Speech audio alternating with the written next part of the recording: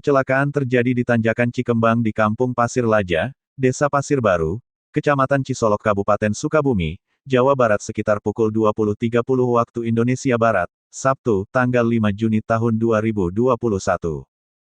Kecelakaan itu melibatkan kendaraan Elf dengan plat nomor A7660 PA. Informasi dihimpun, kendaraan Elf itu mengangkut keluarga dari Bayah Provinsi Banten yang hendak mengantar rombongan pengantin ke pernikahan di Cianjur. Kapolsek Cisolok AKP Maryadi mengatakan, Elf ini mengalami remblong saat melewati turunan Tanjakan Cikembang.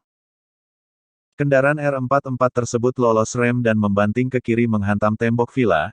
Kejadian tersebut satu orang korban luka ringan robek pipi sebelah kanan dibawa ke Puskesmas Cisolok, ujarnya. Menurutnya, tidak ada korban jiwa dalam peristiwa tersebut.